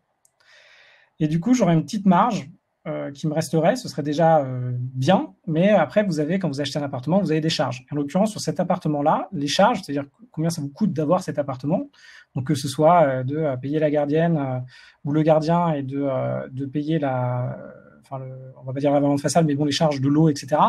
Enfin, en fonction de ce qu'il y a dans les charges. Là, moi, ça me coûte 3400, 3500 € par an. Donc, en fait, ce premier investissement, j'ai acheté un appartement, ok, je peux très bien le louer, mais finalement, tous les mois, il va me coûter de l'argent. Et je vais perdre, en fait, tous les mois, je vais devoir mettre 300 à peut-être 1000 €. Et si vous achetez un appartement à Paris, ça va souvent être le cas, hein. Vous allez plutôt devoir mettre de votre poche 1000, 1500 €. Parce que là, j'ai même pas encore parlé des impôts, hein. Et du coup, la problématique, c'est vous êtes à Paris, vous regardez les appartements, vous dites, OK, là, ça va toujours être loué, il y a toujours des étudiants, je pourrais le louer très cher, ce sera significatif. Oui, ce sera bien. Sauf que votre problématique, si vous vous lancez là-dedans, vous allez vous retrouver à acheter un appartement et tous les mois, finalement, à dépenser de l'argent de votre poche. Parce que ce soit... en fait, vous n'allez pas avoir ce qui s'appelle un cash flow positif. Cash flow positif, comment on le calcule? On prend les loyers moins toutes les charges qui sont liées à ça, même les impôts. Donc là, vous avez votre cash flow positif net après impôt, quoi. Et si ce truc-là n'est pas positif, ça veut dire que concrètement, tous les mois, vous vous appauvrissez. Et vous, votre enjeu, c'est quoi? C'est finalement d'acheter des appartements et que dès aujourd'hui, ils vous apportent de l'argent pour ne pas avoir à attendre 20 ans pour qu'ils vous rapportent de l'argent. Ça, c'est votre premier objectif, parce que vous êtes FIRE, donc vous voulez pas attendre, enfin, vous pouvez attendre 20 ans, vous voulez pas attendre 20 ans. Et surtout, la deuxième chose, c'est si vous achetez un appartement maintenant qui est à Paris, qui tous les mois, finalement, vous coûte de l'argent, ben, vous n'allez pas pouvoir en acheter plusieurs. Parce qu'en fait, très vite, vous n'allez plus avoir d'argent, en fait. Ça va consommer tout l'argent que vous avez. Et du coup, vous n'allez plus pouvoir vous endetter, vous n'allez plus pouvoir faire fonctionner le système. Donc, si vous commencez par un appartement qui est à Paris, vous êtes donc en gros, vous pouvez vous endetter jusqu'à 33% de votre salaire. Il y a plein de choses etc. Il y a plein d'éléments. Il faut retenir ça. Grosso modo, bête et méchant, c'est ça. Et du coup, très vite, si vous achetez un appartement à Paris, vous allez atteindre, voire dépasser vos 33%. Et vous, votre enjeu, c'est au lieu d'acheter, par exemple, un appartement à Paris, c'est peut-être d'en acheter 3, 4, voire 6, voire 10 dans une ville de province où ça va vous coûter beaucoup moins cher au mètre carré, donc de l'ordre de 1000 € du mètre carré, par exemple, qui est à la limite moins cher qu'un prix de construction, hein, faut dire ça, et d'avoir 6 appartements qui vont vous rapporter 2700 €, mais qui vont vous coûter 100 000 €, donc 150 000 €. Et c'est ça votre enjeu. Et après, vous allez pouvoir en faire de plus en plus, parce que vous allez finalement avoir de plus en plus de moyens, et du coup de plus en plus de revenus. Du coup, la banque vous prêtera de plus en plus. Je sais pas si je suis clair là-dessus. Est-ce que tout le monde, n'hésitez pas dans le chat ou dans les questions si jamais c'est pas clair. Effectivement, donc Barbara et Martin qui pose la question de dire ok, comment tu sources les opportunités d'investissement immobilier où t'es en cash flow positif. Et donc, la première réponse de ce que j'entends, c'est déjà pas à Paris et de manière plus générale, sans doute pas dans ce qu'on appelle des prime locations, parce que même si le bien s'apprécie en termes de valeur à l'achat, tes cash flow, ton rendement locatif en fait ne te permet pas d'en faire un FIRE. C'est ça. Par exemple, mon premier bien immobilier, donc là en l'occurrence, aurait pu me coûter de l'argent tous les mois pendant 20 ans. Il s'avère que j'ai dû corriger mon premier achat pour m'en sortir, parce qu'en gros, il me tirait vers le bas. Donc, ce que j'ai fait, c'est que j'ai épargné encore plus pour rembourser par anticipation cet appartement. Donc, c'était pas forcément un bon plan FIRE. Par contre, donc il y a plusieurs choses. Premier élément, c'est déjà regarder dans des endroits où c'est possible. Donc, les endroits où c'est possible, donc vous avez des articles qui sortent, je pense, dans les échos ou autres, et qui vous disent les villes où investir, etc. Vous pouvez regarder ces villes-là. Il y a certaines villes, il faut quand même faire attention. Après, faut regarder un petit peu plus l'immobilier, mais en gros, faire simplement, c'est il faut vérifier que les appartements dans cette ville sont loués et que l'usine qui est dans le coin ne va pas fermer. En gros, c'est ce qu'il faut se dire. Parce que si on arrive dans un état, enfin, faut qu'il y ait quand même un dynamisme économique. Il faut revenir sur des fondamentaux de l'immobilier. C'est très straightforward. Donc, vous avez directement regarder les infos et ça va vous parler. Donc moi, en l'occurrence, ce que j'ai comme immeuble, c'est A3, qui respecte pas mal de ces conditions. Et en plus, moi, j'avais posé une condition supplémentaire, c'est que je voulais que ce soit accessible en train à moins de 2 heures de Paris. Donc je suis allé à A3. Il y a d'autres endroits qui sont possibles. On a pas mal dans le sud. Il y a pas mal d'endroits. Alors après, en fonction de ce que vous avez comme vision, moi, par exemple, le sud, je l'ai enlevé de mes objectifs parce que réchauffement climatique. Donc, si on regarde rapidement une carte et on voit l'impact du réchauffement climatique, moi, ça ne m'intéresse pas d'avoir à triple isoler une maison dans le sud qui ne sera plus du tout rentable et ne plus réussir à la vendre dans 5 ou 10 ans. Parce que mon objectif, c'est quand même que je les garde assez longtemps. Du coup, moi, ça a été principalement 3 pour ces immeubles-là. Et sinon, en région parisienne, donc il y a non seulement l'endroit de la location, mais il y a aussi la faculté que vous avez à augmenter la rentabilité d'un bien. Le bien potentiel, normalement, le bien le moins rentable, c'est vous louer nu un appartement. Donc, par exemple, demain, vous êtes avec votre famille, vous voulez louer un appartement, vous louez nu, vous allez l'avoir à 3 000 euros, vous allez avoir un 70 mètres carrés, 80 mètres carrés dans Paris. Si maintenant on vous loue cet appartement que vous êtes en colocation dans un appartement qui fait 80 mètres carrés, qui est meublé à Paris, vous allez être peut-être, je sais pas, 4 ou 5 et votre chambre va être à 700 ou 1000 euros. Ouais. Et du coup, là, vous avez une autre façon qui est d'augmenter la rentabilité d'un bien, c'est d'en faire des colocations. Les colocations, ça se prête pas partout. Donc moi, il y a des endroits, par exemple à Troyes, j'ai pas de colocation. Donc c'est que des appartements, c'est des 2 pièces, 2 pièces ou studios. Qui sont loués à une seule personne. Là, à Paris ou région parisienne, moi, j'ai que des colocations. Et c'est des locations long terme, Victor, parce que j'entends aussi que si tu les mettais en location court terme, par définition, tu étais aussi, donc d'où l'émergence de tous ces Airbnb comme revenu passif. Bon, sachant que les lois sont très mouvantes là-dessus, mais c'était aussi une des stratégies, c'est de le mettre en location court terme tant que tu peux. Alors, location, en fait, moi, mon point de vue sur la location, en fait, moi, ma vision des choses, c'est de se dire, en fait, on rentre dans des complexités après, je pense un peu importantes, mais c'est de se dire, ok, je prends un bien et encore une fois, de façon assez conservatrice, si par exemple, je le passe en colocation, est-ce que ça va être viable sur le long terme? Parce que là, on est quand même en train de parler de calculs sur 20 ans. 20 ans, oui. Bon, après, il y a plein de choses pour rentrer dans le débat, est-ce qu'il faut revendre, pas revendre, etc., etc. Ouais. Mais là, l'enjeu, c'est de se dire, ok, est-ce qu'une colocation à tel endroit, ça va durer 120 ans? Par exemple, moi, il y a des personnes qui sont venues me voir pour investir à Lisbonne et m'ont dit, tiens, je veux faire une colocation, enfin, je veux mettre sur Airbnb un appartement à Lisbonne centre. Et en fait, moi, mon premier recul, c'est, ok, Airbnb, là, je me positionne un peu, on va dire, comme comptable ou expert comptable. Je vais me dire, ok, Airbnb, c'est arrivé il n'y a pas longtemps. Les États à l'époque, ils savaient absolument pas comment gérer ça. Ils étaient paniqués, ils disaient que c'était illégal mais pas illégal, enfin bon, compliqué. Et là maintenant, plus ça rentre dans les mœurs, plus ça va s'aligner sur leur politique de gestion de la ville.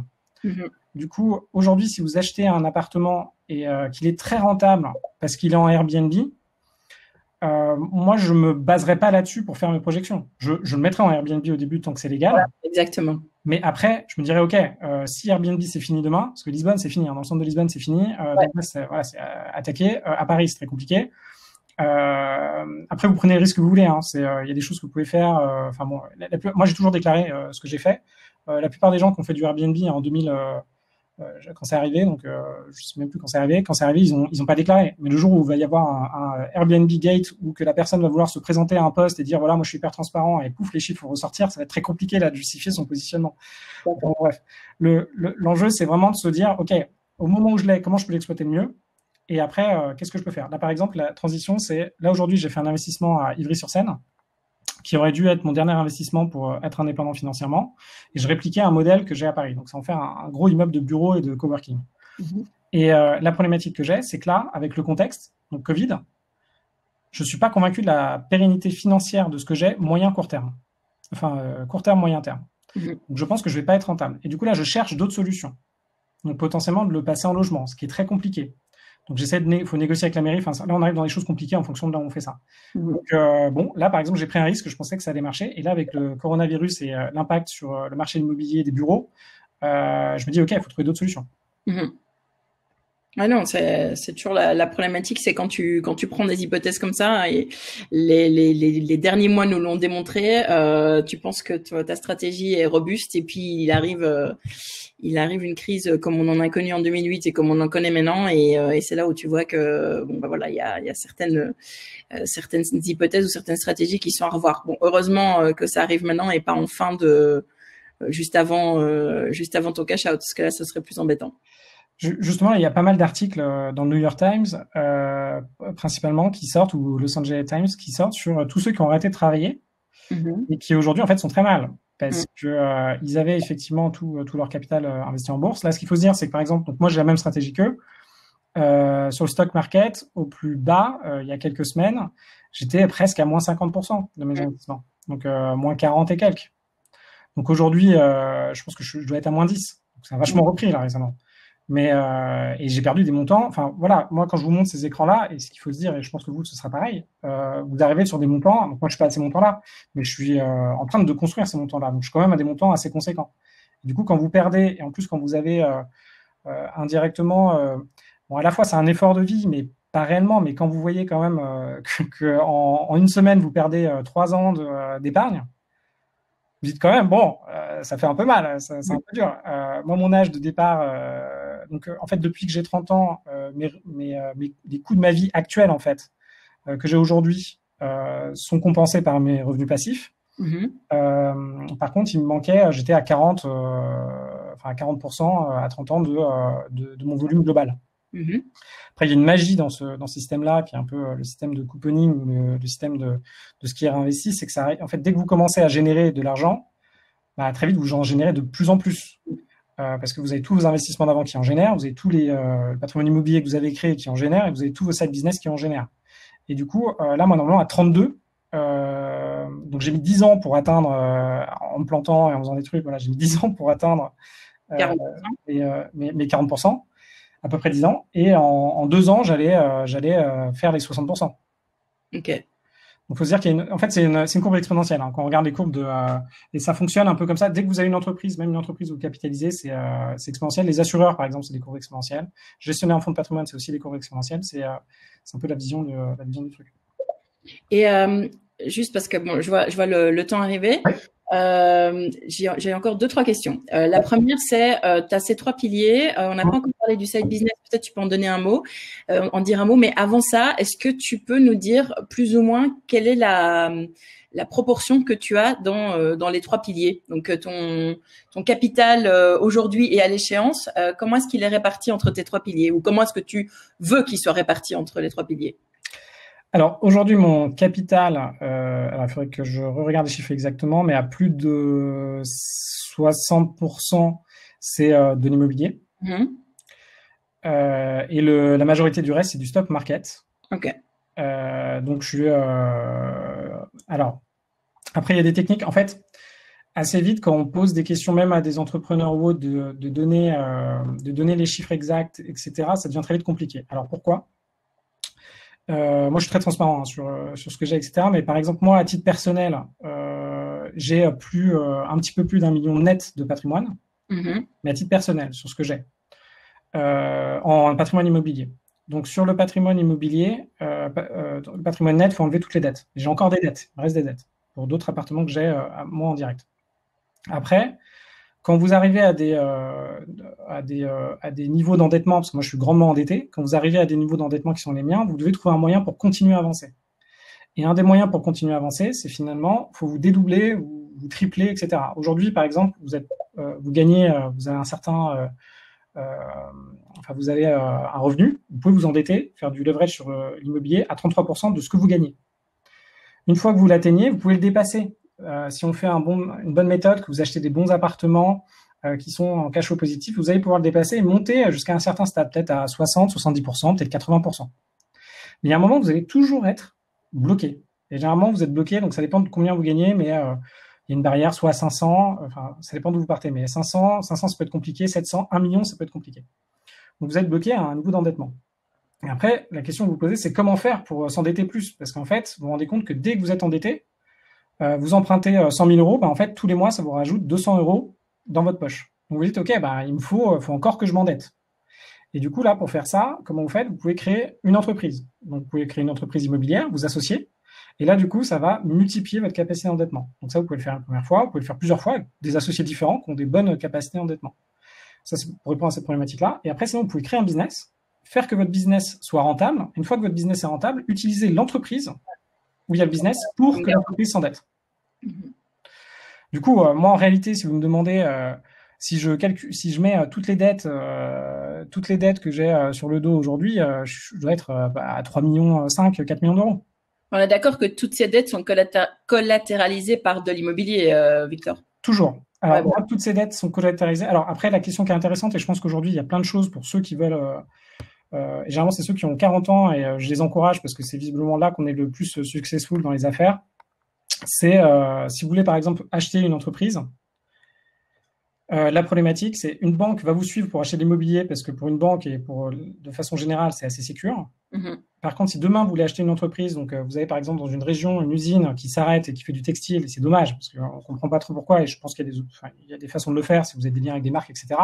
Et que là vous voulez acheter une usine, même pas chère, mais disons qu'elle vaut 500 000 euros parce que les machines qui sont dedans valent 500 000 euros. Donc il y a potentiellement des entreprises étrangères, donc en Russie ou en Chine, qui sont prêtes à acheter l'entreprise 500 000 euros juste pour prendre les machines et les emmener en Chine ou en Russie. C'est ce qui se passe globalement.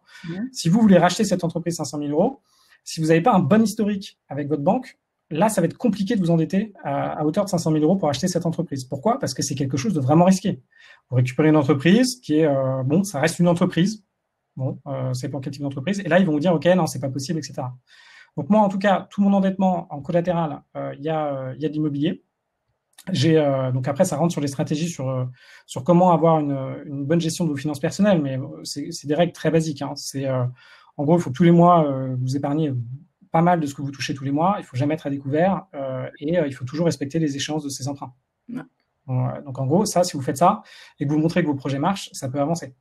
Et après, moi, si vous retournez dans les montants là, en fait, c'est assez simple. Si vous faites la règle des 4% avec 8 000 euros par mois, vous allez voir le montant que je dois atteindre. Donc là, vous allez tomber sur des montants qui peuvent sembler assez importants, mais en fait assez vite. C'est comme pour ceux d'entre vous qui travaillent, qui gèrent des gros contrats pour des entreprises. Si vous gérez un contrat de sécurité informatique et que vous assurez l'entreprise pour 10 millions d'euros de pertes, parce que votre entreprise, si elle se fait pirater, elle perd son chiffre d'affaires, donc c'est 10 millions d'euros. Donc voilà, en fait, les 10 millions d'euros, après, vous les voyez pas. Moi, je les vois pas sur mon compte. Moi, je vois pas l'argent. En fait, en réalité, moi, je vois pas l'argent. Moi, je vois juste si j'ai assez pour payer tous les mois ce que je dois payer. Mais sinon, le reste, c'est sur des comptes différents. Je les regarde pas, etc. Enfin, je les regarde, mais je les regarde pas. C'est pas mon argent, en fait. Ouais. Et peut-être juste un dernier mot sur ta partie side business. Oui, pardon. Ton troisième pilier, justement. Alors, side business, donc il y a pas mal de choses qui sont possibles. Un side business ou side hustle, en gros, c'est comment aujourd'hui vous pouvez créer une activité qui à terme sera indépendante et automatisée de vous. Donc là, en ce moment, on parle énormément des activités sur Internet. Donc, par exemple, de créer un blog, créer une communauté et après vendre des formations ou vendre des produits à ce groupe-là. Bon, ça peut être ça. Sinon, après, il y a des activités réellement physiques. Donc moi, par exemple, un de mes side business, c'est un espace de coworking à Paris. Je suis pas propriétaire des murs du local. Je suis locataire. Et je loue, et en fait, je sous-loue, c'est ça, le business d'un coworking. Et il y a quelqu'un qui le gère pour moi. Et après, moi, je touche tous les mois de l'argent. Si ça fonctionne bien et si on atteint nos objectifs. Et normalement, moi, j'ai pas besoin de l'opérer. Après, donc il y a plein de business physiques qui peuvent être lancés. Il y a plein de business en ligne qui peuvent être lancés. L'objectif, Après, ça dépend des appétences. En fait, chaque chose, le stock market, c'est ce qui est plus simple, si on respecte des règles basiques. Real estate, une fois qu'on est dedans et qu'on a l'énergie, on peut y aller. Et c'est assez simple, en fait, une fois qu'on maîtrise les règles. Le side business, c'est un peu plus compliqué parce que ça demande de l'énergie, ça demande d'y passer pas trop de temps. En fait, la problématique de vos side business, et moi, c'est le problème que j'ai en ce moment, c'est ça reste un side business si vous y passez pas plus de X heures par semaine, parce que votre gros enjeu à un moment, c'est le nombre de temps que vous allez pouvoir consacrer à votre stratégie FIRE. Donc déjà, si vous passez quand vous êtes en gros en train d'acheter un bien immobilier, moi ça me prend en gros de l'acheter jusqu'à le louer, ça me prend 6 mois.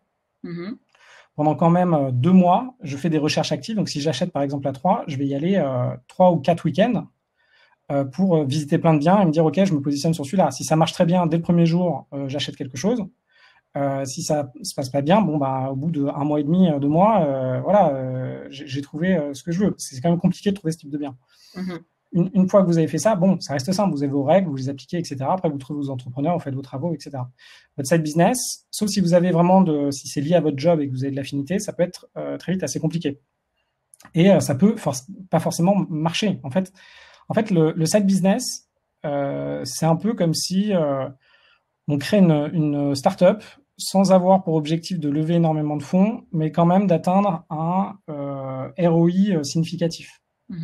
Demain, si vous faites un side business où vous bossez tout votre week-end et que ça vous rapporte 300 € par mois, mais que vous êtes quand même obligé d'y passer tous vos week-ends, et que en gros, ce que vous faites, c'est que vous faites ça revient à faire du freelance et vous êtes développeur quasiment gratuit tous les week-ends pour une boîte qui vous embauche en freelance, ça vaut pas le coup. Votre objectif, c'est vraiment de se dire, ok, comment je fais pour que ce business-là me rapporte de l'argent et que je n'ai plus à intervenir. Et ce qui est très dur, après, ça dépend des enjeux de chacun, mais il y a toujours des choses à améliorer.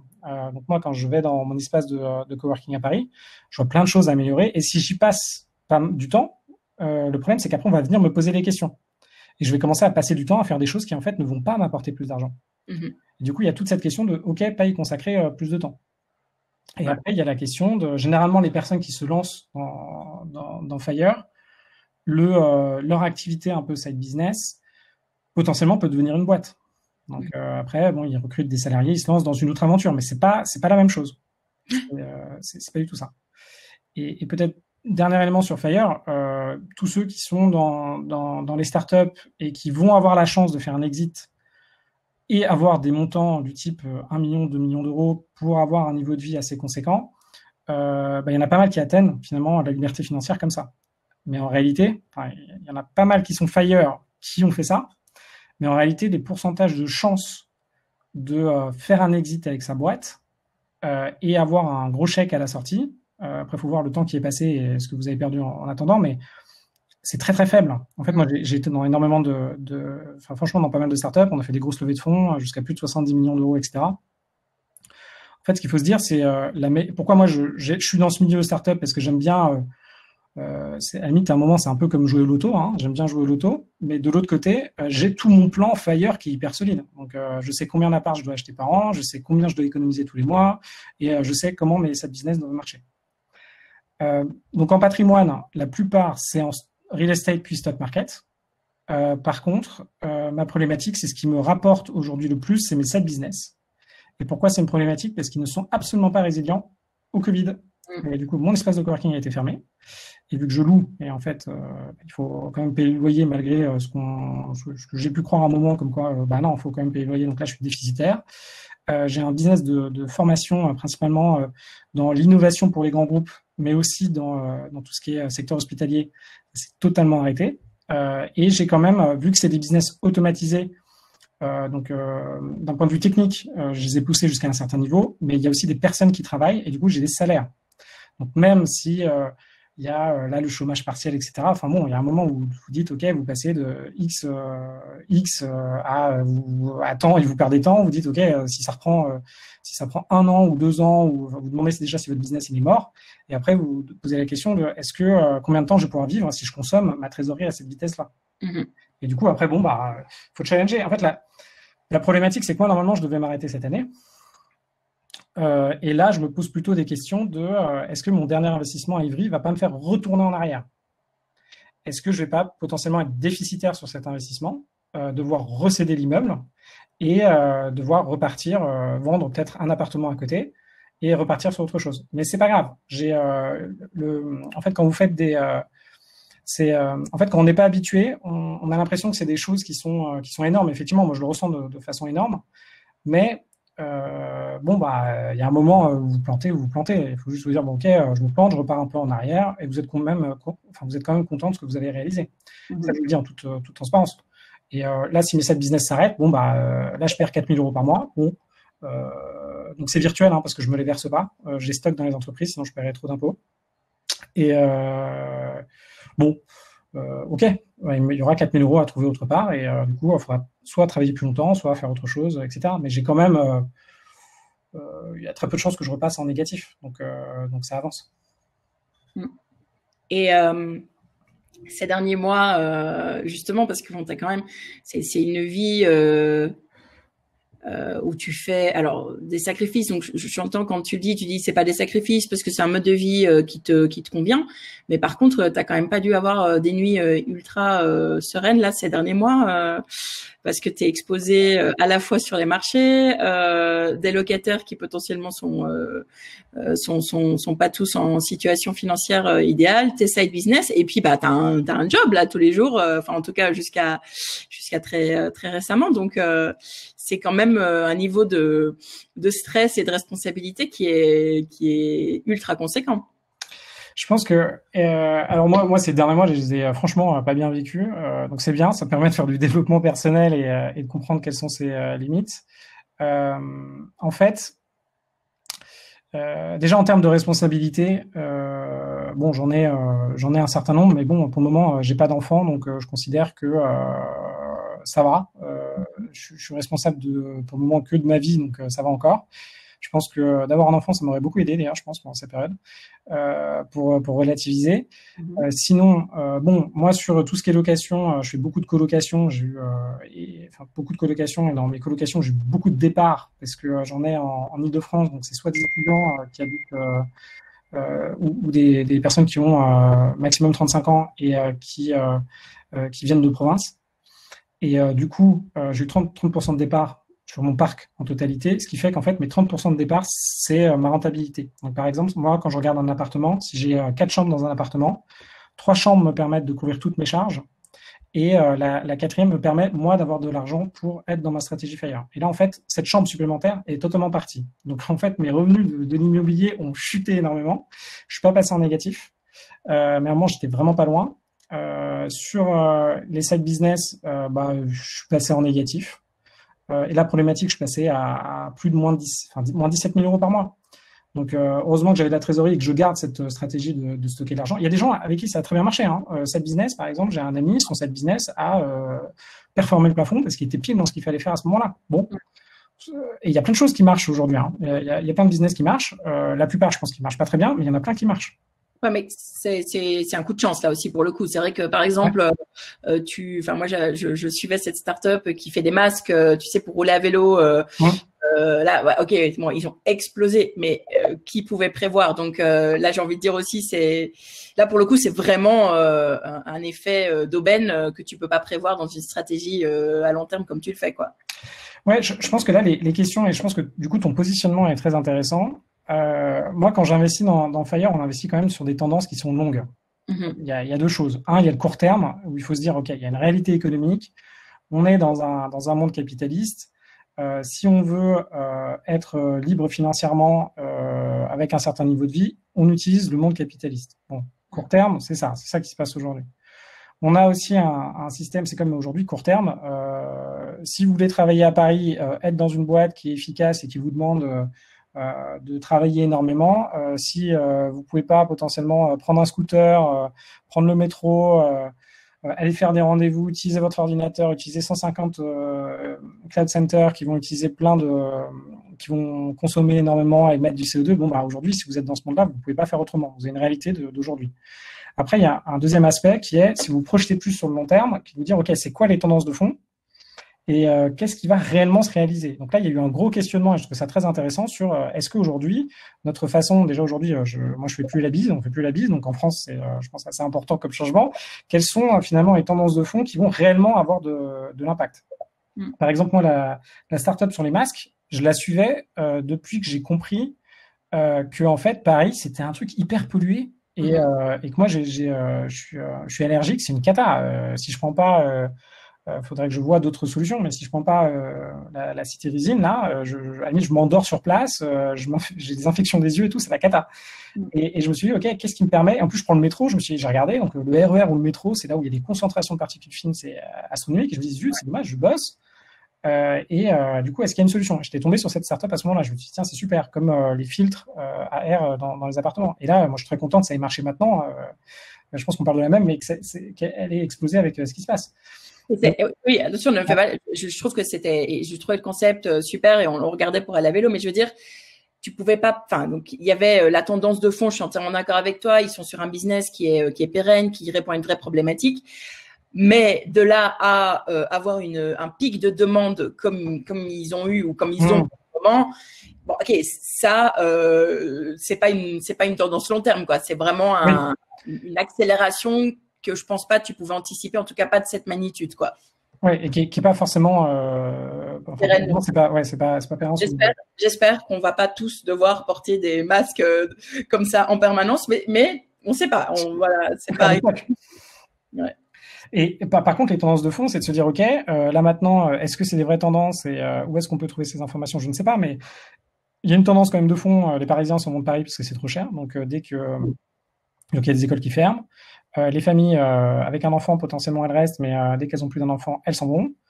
Ça ne part plus dans les banlieues de Paris, banlieues chic, parce qu'elles coûtent aussi très cher. Ça part où? Ça part en province, ça part à Nantes, ça part à Bordeaux, ça part à Lyon. Bon, il y a encore un enjeu d'emploi, voilà. Le télétravail, qu'est-ce que ça va donner? Rouen aussi, si je me trompe pas. Comment? Reims, Rouen. Reims-Rouen, oui. Alors il y a Reims-Rouen, il y a toutes les villes qui finalement sont très Chartres, toutes les villes qui sont très proches de Paris, où les personnes peuvent faire du télétravail et venir travailler à Paris. Ouais. Et sinon, les villes qui sont, enfin vraiment, on change de contexte. Donc les personnes, enfin au début, c'était des personnes qui, par exemple, allaient à Nantes et faisaient du télétravail, puis après revenaient travailler à Paris. Moi, c'est un peu plus compris comme évolution. Et là, enfin bon, faut les faire, hein, les 2 heures de TGV ou je sais pas combien, là, enfin faut les faire tous les jours, etc. Et là, on a une tendance de fond. Est-ce que ça va marcher? Il y a la tendance aussi. Est-ce que on va vraiment aller sur consommer localement, de manière générale, consommer moins, consommer mieux? Est-ce que par exemple là, on va vraiment se dire, ok, on arrête de prendre l'avion pour partir une fois par mois en week-end à Barcelone? Est-ce que ça va être réaliste? Est-ce que le télétravail, ça va changer tout le marché de l'immobilier parisien et finalement tout le monde va se mettre à faire du co-living parce que on aura des bureaux qui seront inoccupés? En fait, il y a quand même une fois qu'on voit ça et potentiellement, si on parle d'ETF et du coup sur la stratégie plutôt d'investir sur la croissance mondiale, est-ce que là aujourd'hui, on n'a pas atteint un pic de croissance? La Chine qui boostait ces dernières années, finalement là, c'est fini. L'Afrique, ça n'a pas l'air de trop démarrer et de pas trop être structuré. Est-ce que finalement notre croissance mondiale, qui est de 6, enfin on va dire 4% par an, et qui en fait se traduit indirectement dans ce que nous on a comme return sur les marchés et notre 4% rule, est-ce que ça c'est viable sur le long terme? En fait, les vraies questions sur le FIRE, ça a été de se dire, ok, ça a été viable ça pendant 10, 20 ans. Et est-ce qu'aujourd'hui, ceux qui se lancent dans le FIRE, est-ce que nous, là, le stock market, en fait, il a encore une réalité long terme? Est-ce que moi, par exemple, j'aurais adoré pouvoir, dans le stock market, investir dans des choses potentiellement moins rentables. Après, ça dépend de votre besoin. Potentiellement devoir travailler plus longtemps, investir dans des choses moins rentables, mais que ce soit vraiment sustainable et axé avec mes valeurs. Sauf que je n'ai pas trouvé. Donc, il y a des questions. Moi, je suis convaincu. En vrai, moi, je pensais pas que le Covid allait arriver. Et pour moi, les remises en question qui ont été entraînées par le Covid et je pense la prise franchement en conscience déjà de l'écologie et après du fait que on est un peu bloqué dans la croissance parce que sinon on n'a pas de job. Je pensais que ça allait être plutôt dans 6 ans, dans 5 ans. Ça se voit pour les personnes qui ont déjà des moyens aujourd'hui, qui ont fait des études enfin principalement, je dirais, et qui sont dans cet écosystème-là, ou des personnes qui sont déjà en alerte sur l'écologie. Bon, il y a quand même pas mal de personnes qui sont sensibles à ça, mais c'était pas la majorité. Non. Et je suis convaincu que si on veut un changement global, il faut que l'individu change et que la masse change aussi, qu'on ait une vision. Et pour moi, on n'y était pas avant un certain nombre d'années. Mais là, j'ai l'impression que ça s'accélère. Après, il faut voir concrètement comment c'est faisable sans qu'on se retrouve tous à la rue. Hein. Et puis, ce qu'il faut se dire aussi, c'est quand vous allez sur le chemin de Fire, ce que vous faites dans un premier temps, donc il y a des mouvements annexes, et tu m'en avais parlé, Gaël, tout à l'heure, c'est il y a le minimalisme, qui est pas très loin.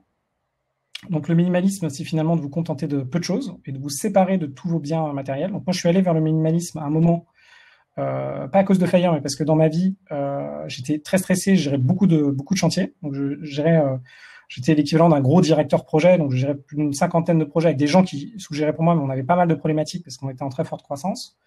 Et là, je me suis dit, OK, comment je peux faire pour me séparer de choses? J'ai trop de choses, j'ai trop de contacts, etc. Et du coup, j'ai découvert le minimalisme. Du coup, j'ai réduit ma garde-robe. J'ai plus que 56 pièces de vêtements. À part les appartements, j'ai réduit tout le reste et les business. Et aussi quand on se met dans le minimalisme et dans le frugalisme, il y a la frugalité. Donc se dire, OK, finalement, qu'est-ce que je veux réellement consommer? Qu'est-ce que je veux ingérer? Qu'est-ce que j'achète? Et indirectement, quand on tombe, pour beaucoup de personnes qui au début ont des moyens suffisants et qui vont vers l'indépendance, la liberté financière, elles vont tomber dans du frugalisme où elles vont finalement moins consommer. Et là, on va arriver finalement, bon, c'est un gros mot, mais indirectement, ces personnes-là déconsomment. Hein. Elles consomment beaucoup moins. Donc, on arrive, elles consomment beaucoup moins. Et en regardant ça, on se rend compte, même moi aujourd'hui, donc je prends l'avion maximum une fois par an, et même moi, avec mon niveau de vie d'aujourd'hui, je consomme une planète. Et je consomme encore trop. Et ce qu'on se rend compte, et là c'est marrant, il y a un article qui est sorti dans les Échos aujourd'hui, c'est si demain on veut être résilient d'un point de vue écologique, il faudrait qu'on apprenne à vivre avec, je crois que c'est 400 ou 800 euros par mois. Et là on se rend compte, du coup en tout cas moi je trouve ça bien de se mettre dans cette dynamique de indirectement de mieux gérer ses finances avec un objectif, ou indirectement on veut vivre dans l'abondance, hein, mais de se mettre de choisir d'aller dans ce sens-là, plutôt que d'être... Nous, on a la chance, je pense, pour beaucoup d'entre nous, de pouvoir choisir de changer notre manière de consommer si on le veut. Hein. On peut choisir de faire totalement différemment, mais de choisir de moins consommer, parce que si un jour on nous impose de moins consommer, nous, au moins, on sera un peu adapté avec ce qui arrive. Et d'être lucide sur... Moi, je suis très lucide sur j'ai l'impression d'être très lucide sur ce qu'on doit faire pour respecter tout ce qui est écologie, etc. Après, aujourd'hui, moi, j'en suis pas capable. Et je vous le dis directement. Mais au moins, je sais ce que c'est et je fantasme pas sur là où j'en suis dans ma vie. J'ai une réalité. Et puis après, no shame, no blame, je fais ce que je peux. Moi, un de mes restaurants préférés, ça reste encore le McDo. Sauf qu'avec le confinement, maintenant, c'est bon, je suis désintoxiqué, donc ça marche. Mais voilà, moi, le McDo, j'adore ça. Et puis j'aime bien m'en faire. Avant c'était assez souvent, maintenant c'est beaucoup moins. Et quand j'avais 20 ans, mon plat préféré c'était la côte de bœuf. Donc niveau écologie, j'y étais pas du tout. Hein. Bon, et on évolue dans le temps. Par contre, ce qui est intéressant, c'est d'être conscient. Je pense qu'en termes de consommation, devenir frugaliste, ça va dans la bonne direction. Après, bon, moi je suis convaincu que le système là, il fonctionne. Ce qui est bien, c'est qu'une fois qu'on prend en main donc là, c'est un peu extrême. Hein. Fire, ce qu'il faut se dire, c'est que c'est en termes de gestion de finances personnelles, c'est ce qu'il y a plus extrême. Donc, quand vous visez ça comme objectif, vous voulez être rentable tout de suite, gagner de l'argent tout de suite, et que ça reste dans le long terme. Et vous voulez pas faire un investissement qui, 20 ans plus tard, comme acheter un appartement à Paris, qui normalement, mais vous en avez aucune idée, qui 20 ans plus tard prendra beaucoup de valeur. Moi, si aujourd'hui j'ai un patrimoine assez élevé, c'est mes premiers investissements à Paris. Qui n'étaient pas rentables, mais qui ont fait x3 en valeur. Donc, j'ai fait des trucs qui n'étaient pas Fire, pas rentables, mais maintenant, ça me représente beaucoup de patrimoine, et quand je vais voir des banques, je peux m'endetter plus. Bon. Voilà.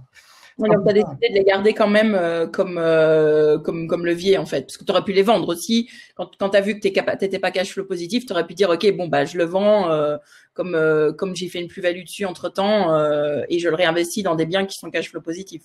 Oui, et la plupart, un vrai Fire, il aurait fait ça. Enfin, si j'appliquais réellement, j'aurais revendu. Et quand j'ai commencé à investir à Aubervilliers, j'aurais acheté Au lieu d'acheter là les appartements que j'ai, j'en ai racheté 4 fois plus. Mhm. Et la problématique sur... par contre, ce qu'il faut se rendre compte, c'est... en fait, c'est comme d'habitude, le moins on a de moyens, c'est pas grave de faire des erreurs, mais le plus une erreur va coûter cher. Mhm. Là, aujourd'hui, si vous n'avez pas beaucoup de moyens et que vous vous plantez sur votre premier investissement, bah, malheureusement, rien que d'acheter un bien immobilier, vous avez minimum 8 à 10% de frais, en fait. Mhm.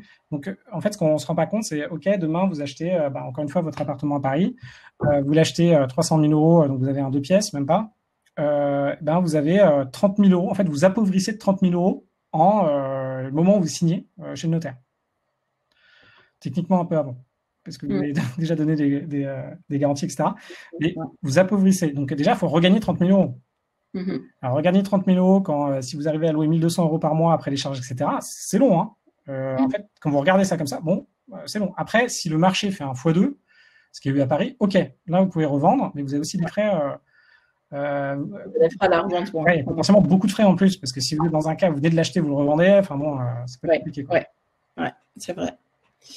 Ok, bah écoute Victor, c'était super. Là, bon là, on est clairement hors timing, mais c'était vraiment intéressant. Donc je voulais pas te couper.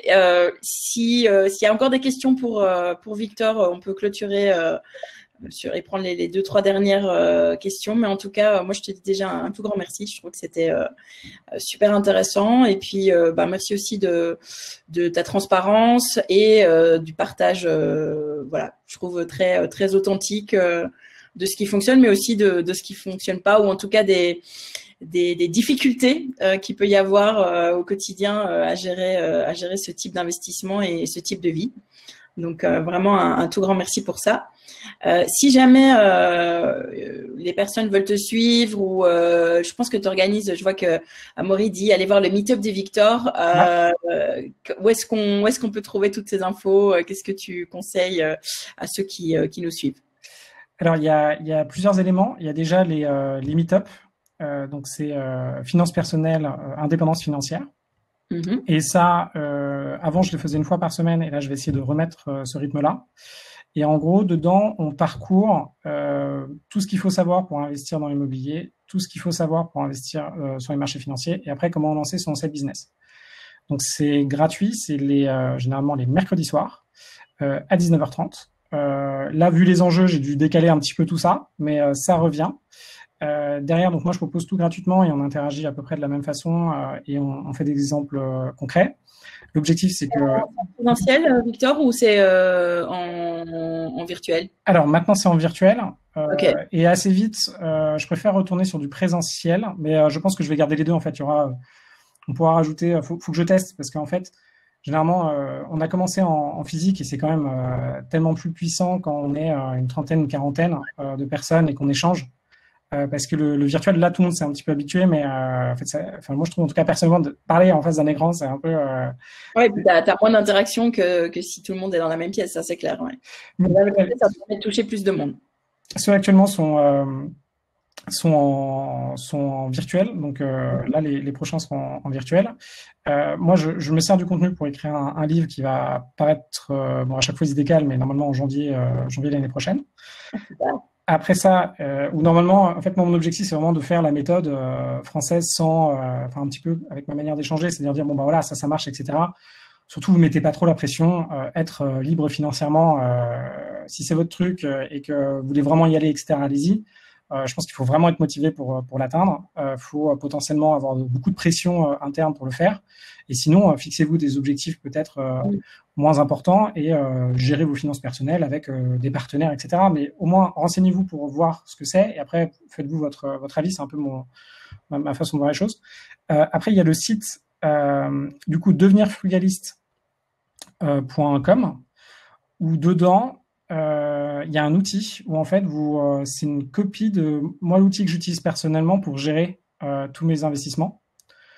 Donc là, vous pouvez demander, l'outil est gratuit, etc. L'enjeu, vous pouvez le tester. Ce que je me rends compte, c'est que l'outil est très bien, mais très complexe. Donc si vous aimez la complexité et avoir tout le détail de plein de choses sur comment calculer la rentabilité d'un bien exactement, etc., vous l'avez dedans. Après, il faut être un peu habitué à utiliser un Google Sheet. Mais au moins, ça le mérite. d'avoir pas mal de choses et que vous puissiez le regarder. Et aussi, les premiers exercices sont intéressants. Ça vous guide sur comment déterminer votre montant et faire ce qu'on a fait en gros ici, hein, de faire votre financial modeling. Vous avez déjà le modèle, vous pouvez l'utiliser, etc. Ouais. Et en dernier temps, on est plusieurs dans Fire France. Donc Fire France, l'objectif, c'est de vraiment donner les outils gratuitement à la communauté Fire en France, tout en mettant en avant quelles sont nous les problématiques qu'on a et bien communiquer sur finalement et de nourrir le débat sur nous à notre niveau où on n'est pas propriétaire de énormément de boîtes, où on n'a pas une vision entre guillemets très capitaliste où on va exploiter les autres. C'est plutôt de dire voilà, nous voilà ce qu'on fait concrètement, voilà comment ça fonctionne. Nous on paye pas mal d'impôts et en fait la réalité c'est ça. Nous la vision financière c'est ça et avançons et en fait enlevons le filtre, enlevons tout ce qui est un peu fantasmagorique autour de l'argent, etc., etc. Ok. Je vois qu'Amaury a mis le lien pour devenirfrugaliste.com, c'est super. Et de toute manière, vous recevrez un email à la fin de ce webinaire avec les slides et tous les liens, donc notamment le lien sur le site devenirfrugaliste.com. Mais si tu as un lien vers les meet-up ou si on peut y accéder via ton site. Oui, via le site Devenir Frugaliste. Et sinon, on va envoyer le lien. On enverra tout. À tous les participants et je confirme, moi j'ai vu ton outil et j'étais assez impressionnée. Je me suis dit, tu as dû y passer beaucoup de temps et en tout cas il est super complet, il est super bien fait, donc je vous encourage à aller voir. Puis comme tu dis, même si c'est pas pour atteindre une liberté totale, dans tous les cas c'est des pistes aussi pour être moins dépendant du revenu du travail. Et donc voilà, avoir plus de liberté si c'est pas une liberté totale de son travail, quoi. Ce que je trouve toujours intéressant, en particulier dans des époques comme on vit, où tu le disais toi-même, où il y a beaucoup moins de stabilité, que ce soit en termes de prédictabilité des revenus, du système dans lequel on sera et du marché du travail, tout simplement, quoi. Donc voilà. Écoute Victor, merci beaucoup. Ça a été un vrai plaisir d'échanger avec toi sur ces sujets. Je te souhaite beaucoup de courage là encore pour les mois à venir. Je me réjouis de lire ton livre en janvier, alors j'espère. J'espère aussi, je te dirai. Voilà, je suppose que ça va être encore un gros morceau. Tu es encore en train de l'écrire là? Ah tout à fait, là je suis vraiment dans le dur de l'écriture. Ouais, donc voilà, donc comme tu avais un petit peu de temps entre minuit et 2, c'est ça? Ouais, oui, j'essaye. Là, je suis passé à la deuxième étape. J'essaye de m'entourer pour qu'on l'écrive à plusieurs, parce que un livre, en vrai, ça rapporte pas forcément beaucoup et ça prend énormément de temps. Donc la rentabilité est encore à confirmer. Ouais, non, c'est un boulot de malade. Ça, je peux que m'imaginer. Donc, écoute, en tout cas, merci de partager toutes tes ressources, toute ton expérience avec les autres. Je trouve que c'est super et ça aide énormément de monde. Donc voilà, c'est peut-être pas rentable directement, mais en tout cas ça aide énormément de monde. Donc merci beaucoup pour tout ça et merci à tous d'avoir participé, d'être restés jusqu'au bout. On a fait presque 2 heures là et je vous dis à tous très bientôt et donc vous aurez toutes les ressources dans un mail qui partira soit ce soir, soit demain matin. Donc voilà, et surtout n'hésitez pas à aller sur le site de Victor. Toutes les ressources y sont renseignées. Donc voilà. Merci beaucoup. Et Victor, je te dis une bonne soirée et j'espère à très bientôt. Très bonne soirée. Merci. Voilà. Bonne soirée. Au revoir.